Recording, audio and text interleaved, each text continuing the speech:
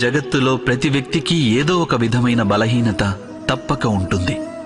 ఎలాగంటే ఒకడు బహువేగంగా పరిగెత్తలేకుంటే మరొకడు అధిక భారం మోయలేకపోవచ్చు.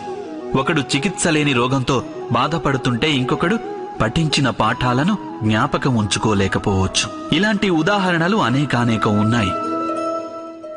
జీవితంలో సర్వము ప్రాప్తించినవాడు ఎవరినైనా మీరు ఎరుగుదురా? కానీ మనం జీవితాంతం ఒక్క బలహీనతను జీవితానికి కేంద్రంగా భావిస్తుంటాం. ఈ కారణం వలనే హృదయంలో దుఃఖం ఇంకా అసంతృప్తి సదా ఉంటాయి. దౌర్బల్యం అనేది మనుషుల జన్మతఃనో లేక ప్రమాదవశానో ఏర్పడుతుంది. కానీ ఆ దౌర్బల్యాన్ని చాలామంది మనుషులు తమ పరిధిగా భావిస్తారు. కానీ కొందరు వ్యక్తులు ఇలా కూడా ఉంటారు. వారు తమ పురుషార్థంతోనూ శ్రమతోనూ వారిలోని దౌర్బల్యాన్ని పరాజితం చేస్తారు. మరి వారికి ఇతరులకి ఉన్న భేదమేమిటి? ఇదెప్పుడైనా మీరు ఆలోచించారా? దీనికి సమాధానం సరళమైందే.